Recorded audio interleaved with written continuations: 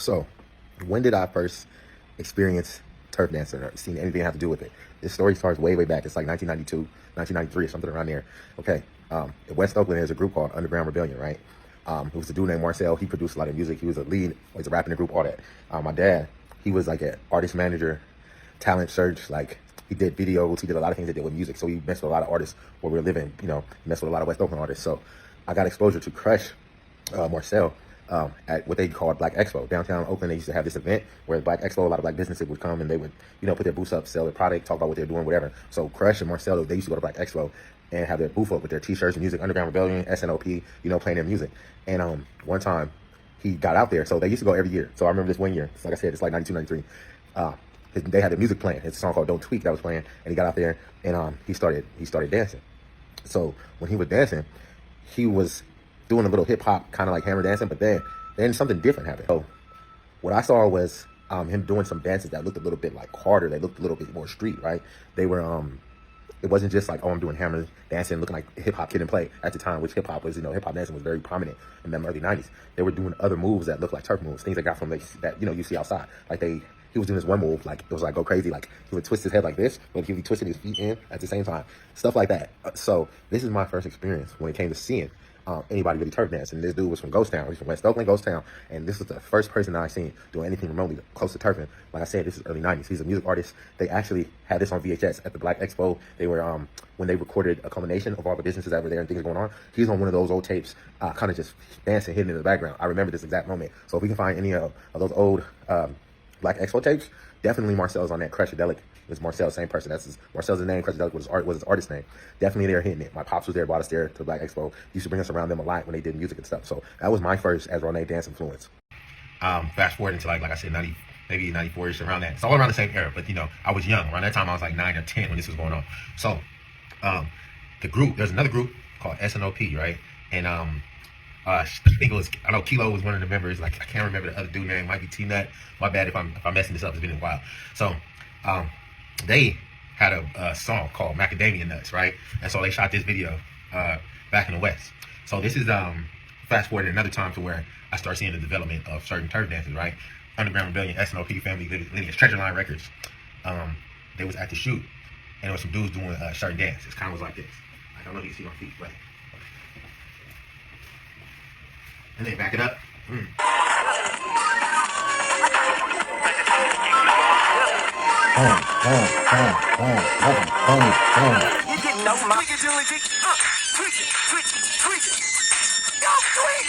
Okay, where did the shaking come from? All that shaking, gyrating. Well, once again, this is my perspective, what I've been seeing since in the early 90s, growing up all the way through. We started turf dance in the like late 90s, 1997, 98, when I really got involved in it. So there's a lot of people who do dances that shake, right?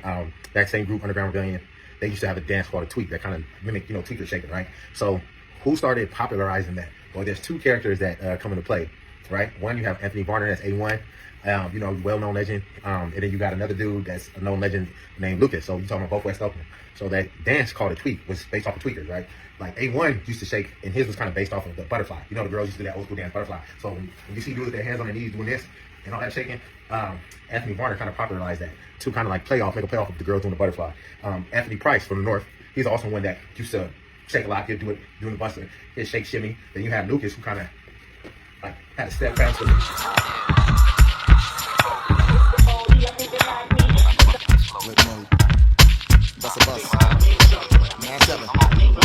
Hot shit. Check it out. Bitch, keep it on the lanes of what you saying, yo. Study with my 9mm. So that dance on that you see people doing, we call that the Buster. That was created by Price, AP. He's a legendary dancer, turf dancer from North Oakland, from Bush Ride. You know, I used to kick with him a lot, go to a lot of functions, parties with him, learned a lot from him. Real cool dude, solid dude. He's the creator of that move. And back then, I don't even think he had a name for it. And we call it the Buster because how he got it, you know, he got it from Busta Rhymes from that video, Put Your Hands Where My Eyes Can See, when Busta Rhymes was waking up in the beginning. So that gave him that idea of doing the hand movements and shaking like that. So there's a lot of variations with that in turf dancing now. You'll see people doing their hands like that. And then there's other reasons and ways that we can do that. But he popularized that kind of squat position, putting your hands out, shaking. And that's where it came from. This is just some turfing. So now, let's go back to where we left off at. We're in the late 90s right now. So still, right now, it's in the early stages of turfing. We call it like the first generations, where you had like A1, you had from the West, you had Lucas from the West, you had Lonnie Mac, you had the Twins, you had Price in the North, Tank, Keith in the North, you had Shiny Boney East, Pizzo. So at this time, there was still a distinction between what hitting was and turfing. So what y'all gotta understand is turf dancing actually came from different turfs. Literally had different dances they do. In West 10th Street had 10th Street, Brookfield had Brookfield. There's different certain turfs had different dances they would do. Now between turf dancing, there's people who could hit it. That's people who could just have gigs. Oakland is turf dancers from the Oakland, but dancing in Bay Area in general, from popping, strutting, robot, and all that is from the Bay Area, and there's a large history when it comes to that. So gigging is just something that's natural. It's in us. It's not on us.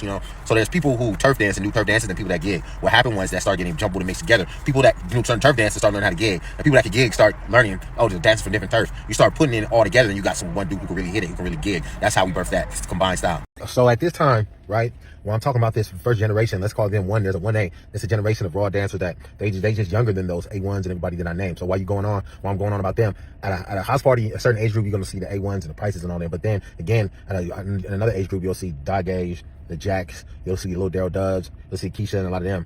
You'll run into them battling the older group here and there. At rallies and at a high school, they might run up to a rally. It might be a house party that they just might clash age groups. But this was still the day where it wasn't all so cool for everybody to hit it. Turfing was still really some like hood stuff. Like if you jumped in a circle and didn't know nobody, you liable to get fired on, get knocked out, and get whooped. You literally had to be really clean or know somebody. And if you was clean, you still might get jumped if you're on the wrong turf, if you're in the wrong hood, the wrong house party, trying to dance, and you like shoot the wrong person. So it wasn't clean. You couldn't be like some regular square just jumping in a circle dancing. So when we come to a lot of these characters, especially in the next video I'm gonna get into about the specific dancers of that 1A, the younger generation of the first generation. I'm getting into Dage, who is a strictly town legend, West Oakland legend, but he opened up a lot of doors for a lot of what I call, like normal people, not gangster, being able to hit. So in the late 90s, early 2000s, surf dancing was still in its raw form. It wasn't incorporated. It didn't incorporate other dances. It still kind of looked like just like, like somebody with a cold boogie with a different type of groove, different type of dance style. So 3 dances I'm gonna show you right now were really popular back in the day. That's Jack, Daryl Dove, and Dage.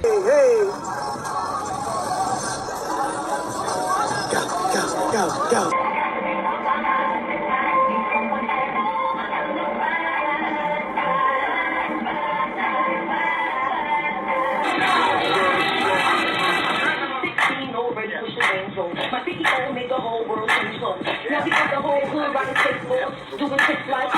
So like I said, Dage was like, for the West, he was like a normal dude, wasn't like in the thugging, wasn't a street dude, but used to jump out and always used to battle, all the dudes from different turfs. So you might see somebody get down at house parties.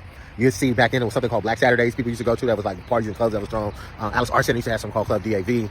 High school rallies, high school dances. This is before like Club Days. Two big contributors to where you would see a lot of people turf dancing at. One is Carnival, known as Kerry Jama. They used to have it in Oakland at the end of May. It used to be like a area where it was a stage that went down, had like seats that went down, and it was like used to look like a mosh pit.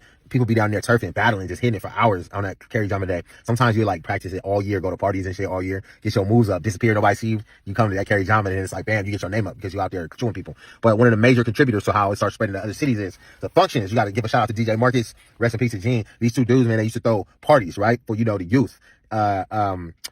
Friday, Saturday, sometimes Sundays, they'd rent out like ice skating rinks, pizza parlors, whatever the place may be, and they'd throw out parties. DJ Marcus come in there, they'd be, we'd be in there dancing, cutting it up. They used to do these, and they started in like Oakland, Frisco, Richmond, and like the key major cities. Then they started moving around and doing it in all types of cities. So this is how turf dances start spreading too. I know me, Shep, Dage, and some people in the second generation, we start getting very popular. That's how we start getting towards the music videos, because we use it as an opportunity to hit other cities and get our name up. We start chewing people everywhere. Now we're in like 2000. 1999, 2000, 2001 and stuff. Turfing is popping. It's getting popular in other cities are starting to notice it. You still got popular dancers from the north and the east and the west, all that. There's still like no battles or nothing like that though. So how did people get their credibility besides dancing at the functions, at Kerry Jams and stuff? You had to be outside. People pop up on each other's blocks. You see people outside kicking it with radios and stuff. You hop on somebody, you just start getting it in, doing what you need to do. So the streets was giving people their name. So back in the day, if you was first, second generations, like us older dancers, we were known because we were outside battling each other, popping up at each other, popping up at house parties, doing all that. And turfing was still kind of raw, but around this time it started to change. We started adding more elements into it, like the storytelling, which really wasn't just.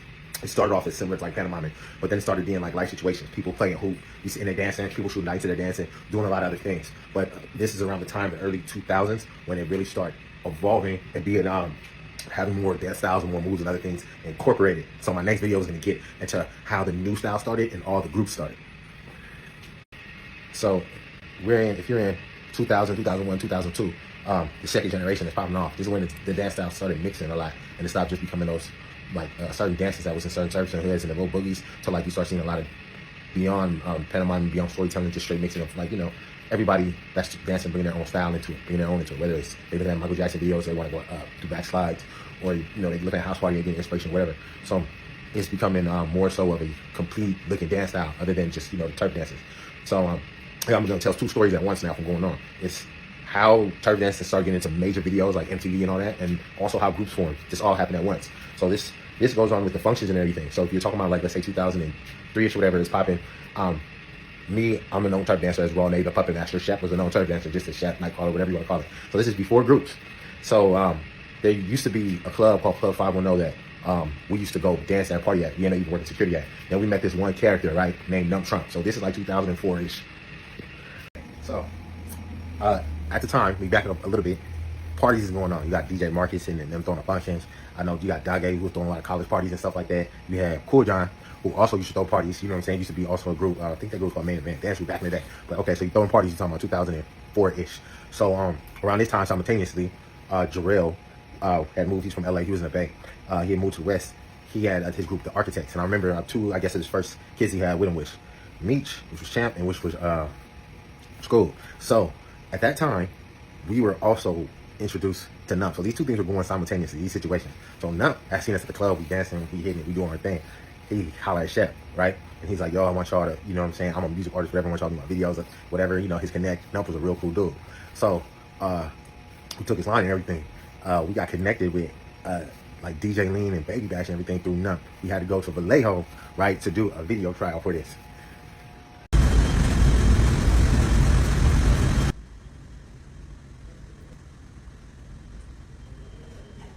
We go to an audition in Vallejo, right?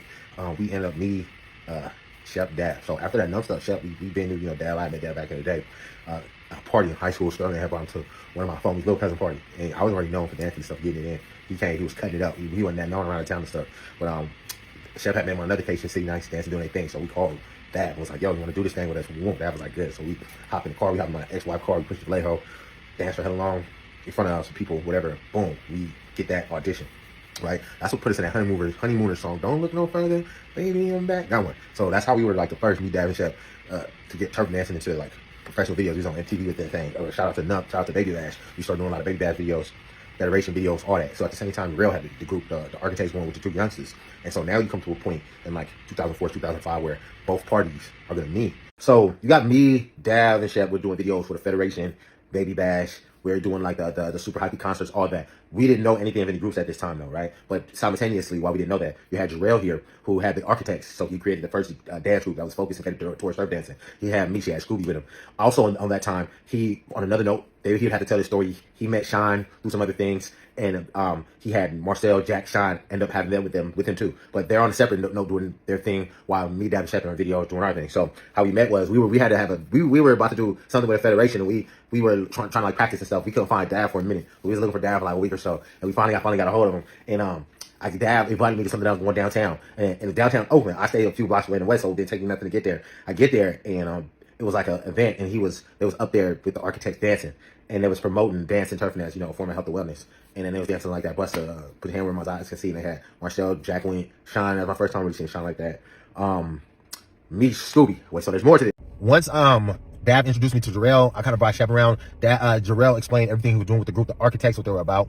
And yeah, he was the first person to create that group. He wanted to battle other cities. He had a lot of ideas with the Architects organization. So we were like, hey, we're already doing our thing. We're in videos and stuff. Let's combine. We can jump into Architects. So while he was doing that, he also taught choreography. He was in a group called Housing Authority. So he had the idea of trying to teach some of us how to interpret turf dance, and then we do into choreography to be able to teach in the schools as independent contractors. So I hopped on that, and I started being around him, teaching in a lot of schools, picking up on that, turning turf dance freestyles into choreo, teaching the kids. And some of the first schools that I were taught at is where the younger generation, that third generation, started coming from. I know at Rexdale, we used to go up there. It used to be Looney and Flex.